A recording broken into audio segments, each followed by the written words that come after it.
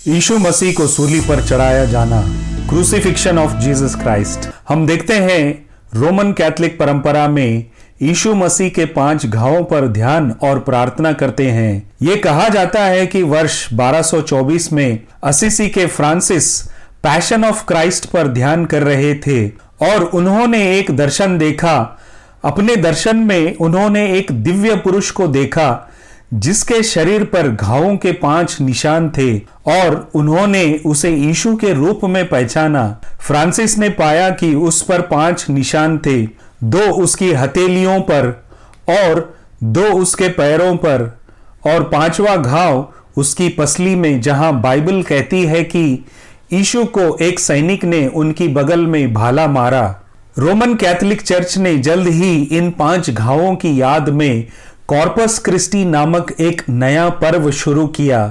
Roman Catholic के संत Bernard ने कहा कि उन्होंने एक बार यीशु से पूछा कि उनकी सबसे बड़ी पीड़ा कौन सी थी और कलवरी में वो घाव जिसने उन्हें सबसे अधिक पीड़ा पहुंचाई थी।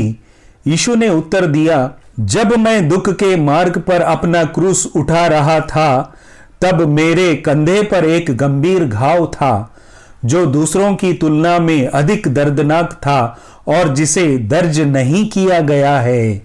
मुझे समझ में नहीं आता कि इस तरह की कहानियां किस हद तक सच हैं। एक सच्चे मसीही होने के नाते हमें पवित्र शास्त्र यानी बाइबल को पूरा अधिकार देना चाहिए।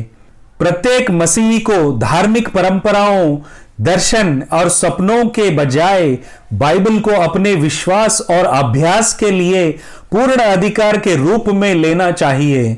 मार्टिन लूथर ने कहा, अपने सुधार के आरंभ से ही मैंने परमेश्वर से प्रार्थना की है कि वो मुझे ना तो सपने, न दर्शन, ना ही स्वर्गदूत भेजें, बल्कि मुझे उसके वचन, पवित्र शास्त्र की सही समझ दे। जब तक कि मेरे पास परमेश्वर का वचन है, मैं जानता हूं कि मैं उनके रास्ते पर चल रहा हूं और मैं किसी भी गलती या भ्रम में नहीं पड़ूंगा। 16 स्क्रिप्चरा यानी पवित्र शास्त्र ही अंतिम अधिकारी है, फाइनल अथॉरिटी। आइए हम देखें कि बाइबल यीशु मसीह के घावों के बारे में क्या कहती है। क्या केवल 5 घाव थे या उसका पूरा शरीर कुचला गया? हम देखेंगे कि यीशु मसीह को हमारे पापों के कारण किस तरह से सताया, मारा और क्रूस पर चढ़ाया गया था। सूली पर चढ़ने तक की घटनाएं। यरूशलेम में विजय प्रवेश। यरूशलेम में यीशु के प्रवेश को आराधना से चिन्हित किया गया और राजनीतिक और धार्मिक हलचल मच गई। चेलों के साथ फसह का अंतिम भोज। यीशु ने आने वाली घटनाओं और उनके बारे में संकेत देते हुए अपने शिष्यों के साथ अंतिम भोजन किया और उसी प्रकार प्रभु भोज की शुरुआत हुई। गत्सेमनी में प्रार्थना। गेत्सेमने के बगीचे में यीशु की भावनात्मक प्रार्थना ने सूली पर चढ़ाने की उनकी यात्रा की शुरुआत को चिन्हित किया। तो आइए हम देखेंगे कि यीशु मसीह हमारे पापों के कारण किस तरह से पीड़ा उठाया है। यीशु के चेहरे पर थूका, उसे पीटा और उसका मजाक उड़ाया। यह हम देखते हैं मत्ती के 26वें अध्याय वचन 67-68। उसी प्रकार लूका 22 वचन 63-64 में यीशु के साथ विश्वासघात किया गया और तब यीशु के पकड़ने वाले उसको कैफा नामक महायाजक के पास ले गए, जहां शास्त्री और पुरनिये इकट्ठा हुए थे। सारी सभा यीशु को मार डालने के लिए उस पर झूठे आरोप लगाने लगे। जो लोग यीशु पर दोष लगाने के लिए इकट्ठे हुए, उन्होंने उसके चेहरे पर थूका, उसे पीटा, उसे हथेलियों से मारा और उसका मजाक उड़ाया। इसके बाद वे यीशु को क्रूस पर चढ़ाने की मांग करते हुए पिलातुस के पास ले गए। यीशु को पिलातुस के पास सौंपे जाने से पहले ही याजकों और शास्त्रियों द्वारा बार बार दुर्व्यवहार किया गया और पीटा गया था, इसलिए उसका चेहरा निसंदेह सूज गया था। यीशु को कोड़े मारे गए और क्रूस पर चढ़ाने की मांग की। ये हम देखते हैं मत्ती के 27वें अध्याय वचन 26 में, मरकुस 15:15 में, यूहन्ना 19 और 1 में। अगले दिन सुबह सुबह प्रधान याजकों और पुरनियों के साथ भीड़ यीशु को पिलातुस के पास ले गई और पिलातुस से मांग की कि वो उनके लिए बरअब्बा को रिहा कर दे और यीशु को क्रूस पर चढ़ा दे। तब उसने बरअब्बा को उनके लिए छोड़ दिया और जब उसने यीशु को कोड़े मारे तो उसे क्रूस पर चढ़ाने के लिए सौंप दिया। यीशु को रोमी सैनिकों द्वारा रोमन फ्लैजिलम यानी रोमी चाबुक या कोड़ा से पीटा गया था। इस चाबुक में कई चमड़े के पट्टियां होती हैं जिनमें विभिन्न अंतरालों पर धातु या हड्डियां जुड़ी होती हैं, जो संभवतः सबसे दर्दनाक तरीके से शरीर के मांस को जल्दी और कुशलता से फाड़ देती है। भजन संहिता के 129वें अध्याय वचन 3 में हम देखते हैं, हल चलाने वालों ने मेरी पीठ पर हल जोता, उन्होंने अपनी खांचे लंबी कर ली। ये सोचने वाली बात है कि ये कितना दर्दनाक शिक्षा होगा। यीशु ने हमारे लिए कोड़े खाए। यशाया के 50वें अध्याय वचन 6 में हम देखते हैं, मैंने मारने वालों के सामने अपनी पीठ कर दी और दाढ़ी नोचने वालों के सामने अपना गाल, मैंने अपमान करने और थूकने वालों से अपना मुख नहीं छुपाया। आगे हम देखते हैं, कोड़े मारने के बाद उसकी पीठ पर खून बहने वाले घावों का ढेर लग गया था, जिसे मांसपेशियां कांप रही थी। इतना ही नहीं, यशाया के 50वें अध्याय में उल्लेख है कि उसने न केवल अपनी पीठ दी बल्कि गाल भी दिए और उन्होंने उसकी दाढ़ी भी नोच ली। सोचिए ये कितनी क्रूर और दर्दनाक सजा हो सकती है। यशाया के 52वें अध्याय वचन 14 में हम देखते हैं, क्योंकि उसका रूप यहां तक बिगड़ा हुआ था कि मनुष्य का सा न जान पड़ता था और उसकी सुंदरता भी आदमियों की सी न रह गई थी। यीशु को इतनी बेरहमी से कोड़े मारे गए कि उनकी दाढ़ी नोच ली गई और उनका चेहरा पूरी तरह विकृत हो गया। यशाया के 53वें अध्याय में पुष्टि होती है कि उसका कोई रूप या सुंदरता न रहा। सैनिकों ने उसके सिर पर कांटों का मुकुट रखा और उसका मजाक उड़ाया। यह हम देखते हैं मत्ती के 27वें अध्याय वचन 27 से लेकर 31 में, यूहन्ना 19 और 2 में, मरकुस 15:16 से 20 में। हाकिम के सिपाहियों ने यीशु को प्रेटोरियम यानी किले में ले गए और सारी सेना को उसके पास इकट्ठा कर लिया और उन्होंने उसके कपड़े उतारकर उसे लाल रंग का कपड़ा पहनाया, कांटों का मुकुट गूंथकर उसके सिर पर रखा और उसके दाहिने हाथ में एक सरकंडा दिया और उन्होंने उसके सामने घुटने टेक कर उसका ठट्ठा करके कहा, हे यहूदियों के राजा नमस्कार। तब उन्होंने उस पर थूका और सरकंडा उठाकर उसके सिर पर मारा और जब उन्होंने उसका ठट्ठा किया तो उसका बागा उतार लिया और अपने वस्त्र उसे पहनाए और क्रूस पर चढ़ाने के लिए ले गए। यीशु के सिर पर कांटों का मुकुट रखा गया। इसमें कोई संदेह नहीं कि ये कांटे यरूशलेम में पाए जाने वाले सबसे लंबे, सबसे तेज कांटे थे। ये कांटे 2 इंच की कांटेदार कलम थे जो यीशु के सिर में गहराई तक घुस गए थे, क्योंकि उसके सर पर मुकुट जोर से दबाया गया और सर पर सरकंडे से प्रहार किया गया था। इन कांटों ने यीशु के सिर पर गंभीर घाव किए जिससे खून बहने लगा। शमौन नामक कुरेनी को यीशु मसीह का क्रूस उठाने के लिए मजबूर किया। यह हम देखते हैं मत्ती के 27वें अध्याय वचन 32, मरकुस 15:21, लूका के 23 और 26 में। सैनिकों द्वारा यीशु को कोड़े मारने के बाद वे उसे सूली पर चढ़ाए जाने के स्थान पर ले जाने के लिए किले से बाहर ले आए। एक व्यक्ति को सूली पर चढ़ाने के लिए पर्याप्त बड़े रोमी क्रूस का वजन लगभग 110 या 130 किलोग्राम का होता है, जो भार सहन करने के लिए बेहद भारी होता है। यीशु की कमजोर स्थिति को देखते हुए किले से यरूशलेम के बाहर क्रूस पर चढ़ाने के स्थान यानी कलवरी तक इतना भार खींचना असंभव था, परंतु पवित्र शास्त्र में देखते हैं कि यीशु ने अपना क्रूस उठाया था। यूहन्ना के 19वें अध्याय वचन 17 यूं कहती है, और वो अपना क्रूस उठाए हुए उस स्थान पर गया जो खोपड़ी का स्थान कहलाता था, जिसे इब्रानी में गोलगत्ता कहा जाता है। उसी तरह जिस तरह अब्राहम ने इसहाक को बलि चढ़ाने ले गया, अब्राहम ने होम बलि की लकड़ी ले अपने पुत्र इसहाक पर लादी और आग और छुरी को अपने हाथ में ले लिया और वो दोनों एक स्थान पर चल पड़े। यह हम देखते हैं उत्पत्ति के 22वें अध्याय वचन 6 में। परंतु मत्ती, मरकुस और लूका लिखते हैं कि जैसे ही वे बाहर आए उन्हें शमौन नामक कुरेनी मनुष्य मिला। उन्होंने उसे क्रूस उठाने के लिए मजबूर किया। यह स्पष्ट नहीं है कि किले से या शहर के मुख्य द्वार से बाहर आते ही उन्होंने शमौन को क्रूस ले जाने के लिए मजबूर किया। मत्ती ने संभवतः रोमी अधिकारियों को शमौन को मुख्य द्वार के बाहर से क्रूस को गोलगोता तक ले जाने का आदेश देते हुए दर्ज किया है।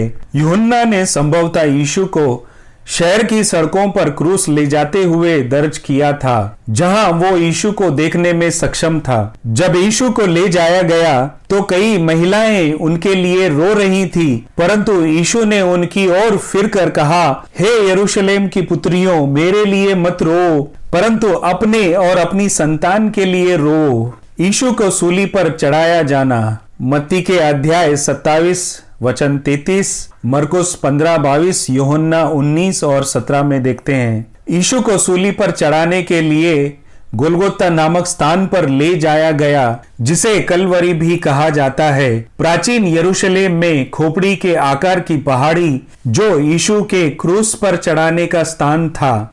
सूली पर चढ़ाना मृत्युदंड की एक विधि है, जिसमें पीड़ित को एक बड़े लकड़ी के बीम से बांध दिया जाता है या कीलों से ठोक दिया जाता है और तब तक लटकाए रखा जाता है जब तक कि थकावट और दम घुटने से उसकी मृत्यु न हो जाए। जब रोमी लोग किसी को क्रूस पर चढ़ाते हैं तो वे उसके हाथ और पैर छेद देते हैं। इसमें कोई संदेह नहीं है कि यीशु को क्रूस पर चढ़ाया गया था, उसके हाथों और पैरों को कीलों से ठोका गया था। यह हम देखते हैं भजन संहिता 22वें अध्याय वचन 16, यूहन्ना 20वें अध्याय वचन 25, उसी प्रकार जकरिया 13वें अध्याय वचन 6 में। यीशु को क्रूस पर चढ़ाए जाने से पहले सैनिक ने उसे पित्त मिलाया हुआ दाखरस उसे पीने के लिए दिया, लेकिन जब उसने इसे चखा तो उसने नहीं पी। यह हम देखते हैं मत्ती के 27वें अध्याय वचन 34, उसी प्रकार मरकुस 15वें अध्याय वचन 23 में। इससे यह भविष्यवाणी पूरी हुई जो भजन संहिता 69 और वचन 21 में लिखा गया है, उन्होंने मुझे भोजन के बदले पित्त दिया और मेरी प्यास बुझाने के लिए मुझे सिरका पिलाया। आमतौर पर अपराधियों को उनकी पीड़ा को कम करने के लिए प्राणदंड से पहले दाखरस और पित्त का मिश्रण दिया जाता था। यह एक नशीला पेय था जो मौत की सजा पाए लोगों को असहनीय दर्द के प्रति उनकी संवेदनशीलता को कम करने के लिए दिया जाता था। यीशु ने शायद ये जानते हुए इस पेय को लेने से इनकार कर दिया था कि इसके कड़वे स्वाद का मतलब है कि यह दर्द निवारक दवा से अधिक जहर है। यीशु जहर से मरना नहीं चाहते थे या क्रूस पर अपनी इंद्रियों को सुन्न नहीं करना चाहते थे। वो जानते थे कि सभी मनुष्यों के पापों के लिए सर्वोच्च बलिदान बनने के लिए उसे अपना खून बहाना था और उसने इससे बाहर निकलने का आसान रास्ता अपनाने से इनकार कर दिया। कीलों को कलाइयों से ठोकना पड़ता था, हाथों की हथेलियों से नहीं, क्योंकि हाथों की ना तो मांस और ना ही हड्डी की संरचना शरीर के वजन का समर्थन कर सकती है। हथेलियों में लगे कीले हड्डियों के बीच के मांस को आसानी से फाड़ देती। कलाई शरीर का वजन सहने के लिए काफी मजबूत होती है। पीड़ित को उसकी जगह पर कीलों से ठोकने के बाद कई सैनिक धीरे धीरे क्रूस के शीर्ष को ऊपर उठाते और ध्यान से क्रूस के पैर को एक गहरे गड्ढे में डाल देते थे। क्रूस एक झटके के साथ गड्ढे के निचले भाग में गिरता था, जिससे पीड़ित का पूरा वजन तुरंत कलाई और पैरों में लगे कीलों पर गिर जाता था। शायद यही भविष्यवाणी है जिसका उल्लेख भजन संहिता 22 में किया गया है। मैं जल के समान बह गया और मेरी सब हड्डियों के जोड़ उखड़ गए, मेरा हृदय मोम हो गया, वो मेरी देह के भीतर पिघल गया। फिर सैनिकों ने यीशु को क्रूस पर चढ़ा दिया। यीशु के साथ उन्होंने 2 अन्य अपराधियों को भी सूली पर चढ़ा दिया। हम देखते हैं लूका के 23वें अध्याय वचन 33 में, और जब वे कलवरी नामक स्थान पर पहुंचे तो वहां उन्होंने उसे और अपराधियों को, एक को दाहिनी ओर और दूसरे को बाईं ओर क्रूस पर चढ़ाया। सिपाहियों ने चिट्ठी डालकर यीशु के वस्त्र आपस में बांट लिए, परंतु वो हमारे ही अपराधों के कारण घायल किया गया, वो हमारे अधर्म के कामों के कारण कुचला गया, हमारी ही शांति के लिए उस पर ताड़ना पड़ी कि उसके कोड़े खाने से हम लोग चंगे हो गए। यह हम देखते हैं यशाया के 53वें अध्याय वचन 5 में। आगे हम देखते हैं, पिता को अपने बेटे को कुचलने में खुशी हुई। केवल कुछ घाव नहीं, परंतु यीशु मसीह को उस क्रूस पर कुचला गया। यशाया के 53वें अध्याय 10 में इस प्रकार हम देखते हैं, तो भी यहोवा को यही भाया कि उसे कुचले। भजन संहिता इसके 22वें अध्याय वचन 14 से लेकर 18 में हम देखते हैं, मैं जल की नाई बह गया हूं और मेरी सब हड्डियों के जोड़ टूट गए हैं, मेरा हृदय मोम जैसा है और ये मेरे भीतर पिघल गया है, मेरा बल ठिकरे के समान सूख गया है और मेरी जीभ मेरे जबड़ों से चिपक गई है।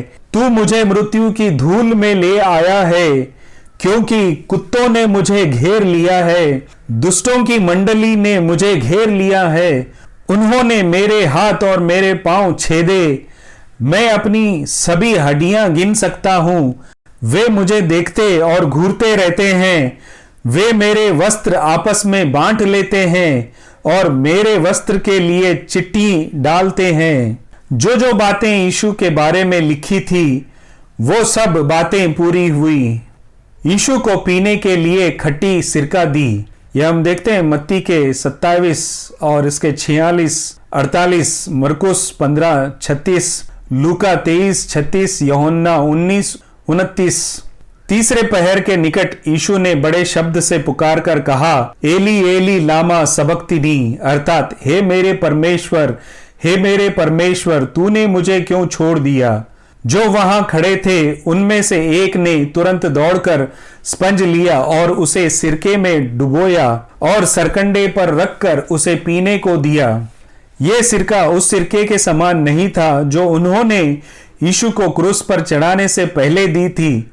ये यीशु की प्यास बुझाने के लिए बस एक खट्टा सिरका था और यीशु ने फिर ऊंचे शब्द से चिल्लाकर अपना प्राण त्याग दिया। ये हम देखते हैं मत्ती के 27वें अध्याय वचन 50 में।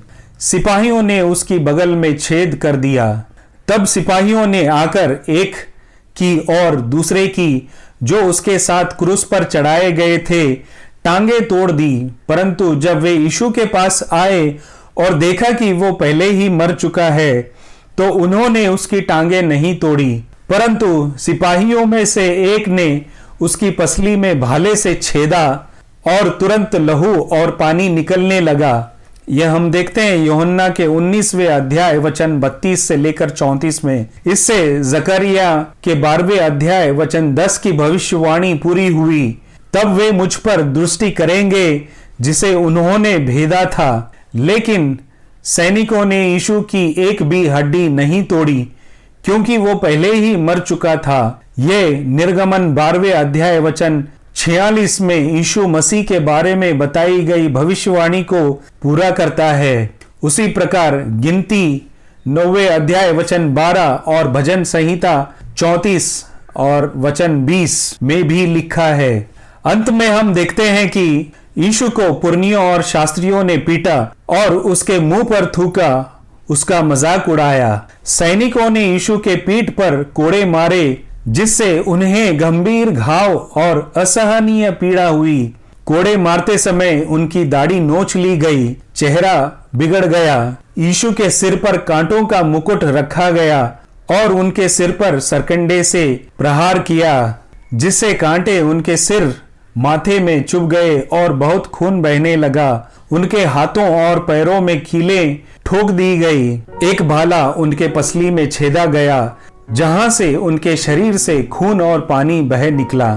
यीशु का पूरा शरीर कुचला हुआ और घायल था। और कुछ लोग हैं जो केवल 5 घावों पर ध्यान करते हैं। इतना ही नहीं, रोमन कैथोलिक परंपराएं हमें बताती है कि सेंट बर्नार्ड ने यीशु से पूछा था कि किस घाव के कारण उन्हें बहुत दर्द हुआ। ये हास्यास्पद है और मजाक के अलावा और कुछ नहीं है। क्या पवित्र शास्त्र में यह स्पष्ट नहीं है कि यीशु को मिले घावों को समझ सकें? यीशु ने कलवरी के क्रूस पर हमारे पापों के प्रायश्चित के रूप में अपना शरीर दे दिया। हमारे लिए वो बलि का मेमना बन गया। इब्रानियों के 10वें अध्याय वचन 10 में हम देखते हैं, उसी इच्छा से हम यीशु मसीह की देह के एक ही बार बलिदान चढ़ाए जाने के द्वारा पवित्र किए गए हैं। बार बार बलिदान नहीं, बल्कि एक ही बार बलिदान चढ़ाए जाने के द्वारा हम पवित्र किए गए हैं। सूली पर चढ़ाना मुक्ति का मार्ग प्रदान करता है, जो मानवता के लिए परमेश्वर के प्रेम और अनुग्रह का प्रतीक है। आशा करता हूं कि आपको समझ में आया कि यीशु मसीह को किस तरह क्रूस पर चढ़ाया गया था।